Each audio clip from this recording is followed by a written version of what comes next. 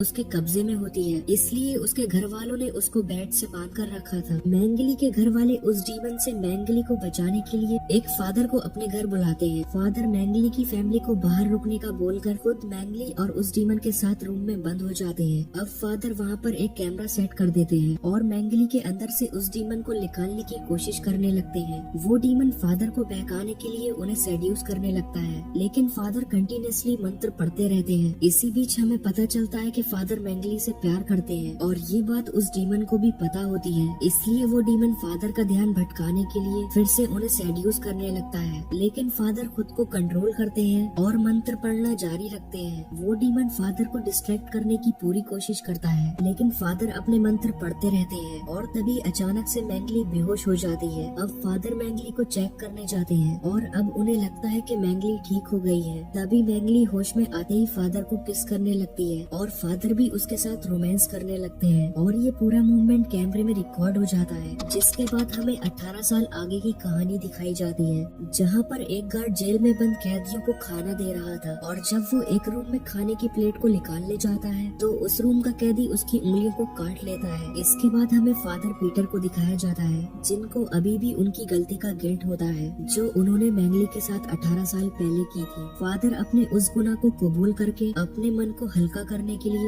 सबसे senior father के पास जाते हैं और 18 साल पहले उन्होंने जो गलती की थी उसका वीडियो रिकॉर्डर फादर को देने का सोचते हैं, लेकिन वो सीनियर फादर से कुछ बोल पाते उससे पहले ही वो सीनियर फादर पीटर को बहुत सारा फंड का पैसा दे देते हैं, जिसे देखने के बाद फादर पीटर उस वीडियो रिकॉर्डर को अपने पास ही रख लेते हैं और उस फंड के पैसों से अपने चर्च के बच्चों के लिए बहुत सारा सामान ले आते हैं। रात में फादर को एक जेल से फोन आता है, जिसमें एक गार्ड फादर को बताता है कि हमारे जेल के एक कैदी की बहुत ज्यादा हालत खराब है, जिसे किसी डॉक्टर की नहीं बल्कि आपकी जरूरत है। अगली सुबह फादर उस जेल में चले जाते हैं, जहाँ पर हम एक लड़की को देखते हैं जो कि एक बहुत ही बुरी आत्मा के वश में थी और उसने एक लड़की को फांसी पर चढ़ा दिया था, जिस वजह से उसे जेल हुई थी। अब वो लड़की फादर को देखने के बाद उनसे कहती है कि हम पहले भी मिल चुके हैं। ये डीमन भी फादर के सामने वैसे ही ऊटपटांग हरकतें करने लगता है जैसे 18 साल पहले मैंगली कर रही थी। फादर उसकी हरकतों को देखने के बाद फौरन उस जेल से बाहर निकल आते हैं और उन ऑफिसर से कहते हैं मैंने शरीर से शैतान को बाहर निकालने का काम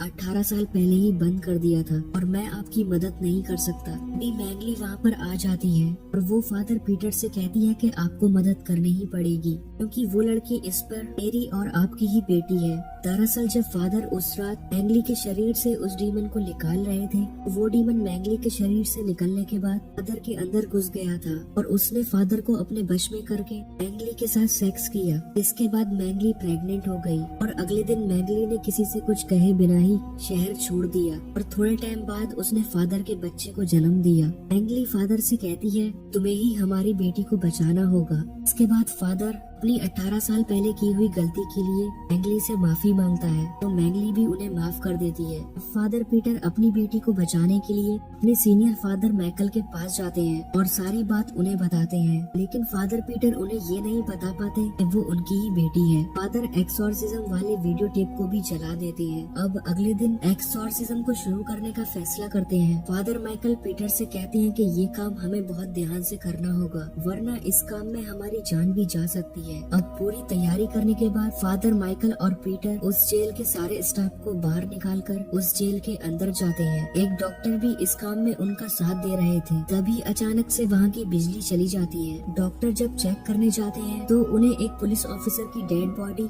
बहुत ही बुरी हालत में मिलती है, जिसे देखकर वो डरकर फादर को आवाज लगाने लगते हैं। तभी इस पर उन्हें दिखाई देती है। वो इस पर कोई इंजेक्शन लगाकर उसे बेहोश करने की कोशिश करते हैं, लेकिन वो उनके ऊपर ही हमला कर देती है। डॉक्टर की आवाज सुनकर जब दोनों फादर वहाँ पर आते हैं तो डॉक्टर बहुत ही बुरी हालत में होते हैं। वो फादर को वहाँ से भाग जाने के लिए कहते हैं। इसी दौरान वहाँ पर बहुत सारे शैतान आ जाते हैं। दरअसल जेल में जितने भी कैदी थे, इस पर के अंदर के डीमन ने उन सबको जेल से आजाद करके अपने कब्जे में कर लिया था। दोनों फादर उन शैतानों को वहाँ से भगाने के लिए मंत्र पढ़ने लगते हैं। फादर माइकल के मंत्र पढ़ने से उनके आगे के शैतान तो तड़प रहे थे, लेकिन फादर पीटर के मंत्रों का इस पर कोई असर नहीं हो रहा था। शैतानों के बहुत ज्यादा हावी हो जाने की वजह से फादर पीटर फादर माइकल को लेकर जेल के किचन में फादर माइकल पीटर पर बहुत गुस्सा करने लगते हैं और पीटर से पूछते हैं कि आखिर तुमने ऐसा कौन सा पाप किया है जिसकी वजह से तुम्हारे मंत्र उन शैतानों पर काम नहीं कर रहे। जिसके बाद फादर पीटर फादर माइकल को 18 साल पहले जो उसने गलती की उसके बारे में बता देते हैं। फादर माइकल का काफी ज्यादा खून बह गया था और वो मरने ही वाले थे। अपने आखिरी टाइम फादर माइकल पीटर से कहते हैं कि तुम शैतान के साथ कोई भी सौदा मत करना, नहीं तो वो तुम पर हावी हो जाएगा। जिसके बाद वो मर जाते हैं। अब फादर पीटर अपने आप को एक दूसरे कमरे में बंद कर लेते हैं और वो अपने फोन को निकालकर अपनी 18 साल पहले की गई गलतियों को बोलकर रिकॉर्ड करने लगते हैं। इसके बाद वो उस वीडियो को अपने लीडर को सेंड कर देते हैं। वीडियो सेंड करने के बाद फादर वापस से बाहर आते हैं और इस बार उनके सारे मंत्र काम करने लगते हैं क्योंकि गॉड ने उसे माफ कर उसकी शक्तियाँ लौटा दी थी। इस पर पीछे से आकर फादर पीटर पर हमला कर उन्हें बेहोश कर देती है और जब फादर पीटर को होश आता है तो वो ढेर सारी चैनों से बंधे होते हैं और इस पर उन पर एक्सॉर्सिज्म कर रही होती है। अब फादर पीटर उस डीमन से कहते हैं कि मेरी बेटी को छोड़ दो। फादर उसे गॉड के नाम पर अपनी बेटी को छोड़ने का कहते हैं, जिस पर वो डीमन कहता है कि मैंने अगर तुम्हारी बेटी को छोड़ दिया तो तुम्हारे चर्च के अनाथ बच्चे नहीं बचेंगे और तुम्हें अपनी बेटी